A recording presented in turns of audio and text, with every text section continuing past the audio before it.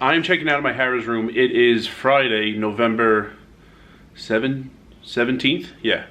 And I don't usually do this. I'm just going to chronicle the next 2 days. Why? One reason, it's F1 weekend. Also, I don't have a room for the next 2 days. The streets are so ridiculous, I didn't want to deal with leaving the strip and returning. So for the last 3 days, I've been here in this Harrah's room, and Sunday through Thanksgiving, for those 5 days, I'm back in Harrah's. So for the next 2 days, just sleeping in my car. I mean, ideally, I go find a poker game and play for 46 hours straight. If they could do it on rounders, why can't I? What was it, a 64-hour session? Look at you, one 64-hour session, you look like you need a nap. I think it was a 64-hour session. So, never happened to me. I have played a 32-hour session before. I don't think it's gonna happen. So, there will be not a ton of food, actually. That was the first thing I was gonna say, but the only thing worse than having stomach problems is having stomach problems, like stomach pain, and not having a room. So, gonna eat pretty light. There will be a lot of poker. There will be trips on the monorail. There will be walking. I will start you off with some F1 activity. So yesterday, first day, practice day, the first practice stopped after 10 minutes because of that manhole cover that came loose. But they restarted things, and when I turned off the air conditioner, which is incredibly loud in this room, I heard the cars going by right out there. You could see between Harrah's and Casino Royale, the street a little bit. I heard the cars more than I could see them, but I was able to film a little bit, so here's that clip.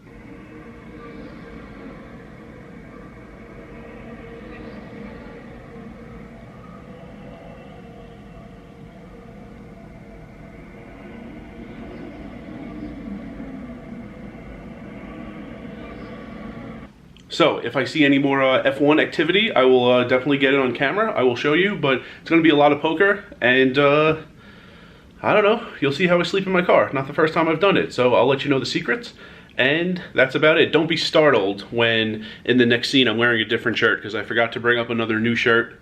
So I wore this one yesterday, and I have to wear it down to the car before I could get another one. But, rest of the time, no more UPS shirt, but let's go.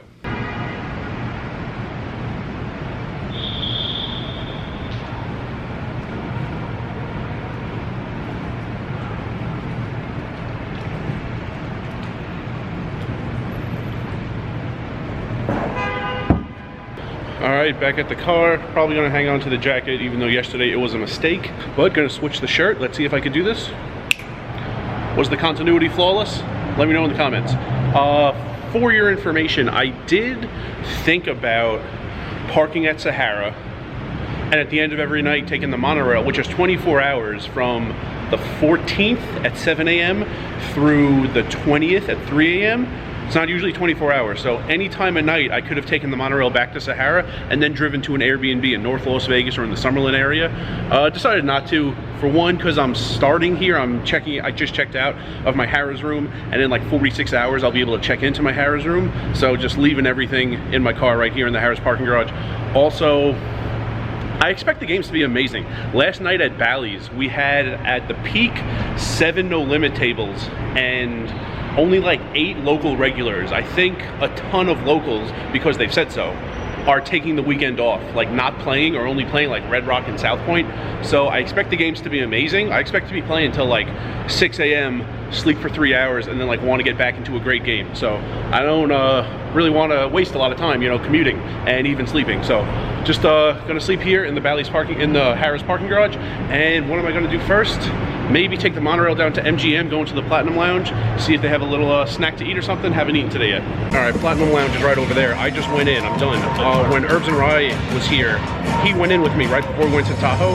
He took like an Airhead, and I took like a mini Twizzler. But for the F1 people, they're really pulling out all the stops. Look at this. This in front is a braised short rib. That is chicken confit with a Yukon Gold mashed potato puree.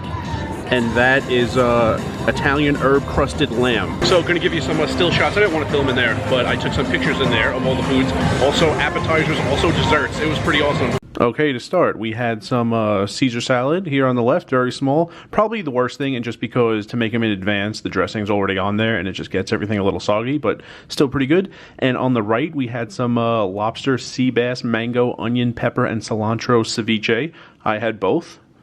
Then, left to right in the, like, main course area, And sorry, it was tough to get a picture of the food and the title, the sign, without like grabbing the whole tray, so I got the sign. Lamb bites, then chicken confit with a red wine reduction and a potato puree. That was nice. And then on the right side, short rib with polenta, you see there in that little saucepan. And for dessert, mini chocolate cake. There was also some lemon type of pastry that I did not try. But everything I just showed, I tried, liked it a lot. I ate, and this right here is first time employees in the MGM poker room. So I'm gonna head in there, give away, I'm gonna share the wealth, and then I'm gonna play some poker. All right, in the poker room, looks like they're gonna open up a new table. A tournament table just broke.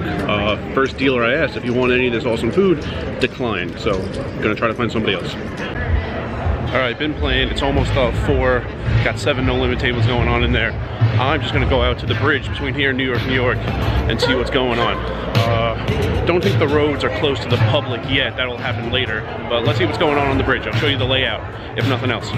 All right, it's actually kind of boring because I guess the track doesn't come this far south. There's no film on the glass walls, so you can't see. There is up the strip. There's no cage, so you can't rip the film off or throw bottles over and mess up the track. So actually very tame, very normal out here. Here's a look north, and yeah, just open to the public. See a bunch of cones down there. You know what? Not nearly as exciting as I thought. Later, when I'm in the Bell Caesars Valleys area and I'm on that bridge, I'll show you what it's like. You're in a cage. They say it's so you can't throw stuff off and like hit the cars while they're racing. That's part of it. Another part of it is so you can't rip the film off and just stand there and watch the track, watch the race from the bridge. But I'll show you that later. I'm gonna go back in, play 7 games. My table's good. I'm gonna keep playing, and when I leave, I'll let you know. All right, done playing MGM. Probably be back later, but I played, I think 3 hours, 4 minutes, and gonna head to the monorail stop, and then Harrah's, get a voucher drink, and then play Venetian a little bit. This new place just opened. Check this out. Pizza place. Just look at the prices. I'm gonna say something after.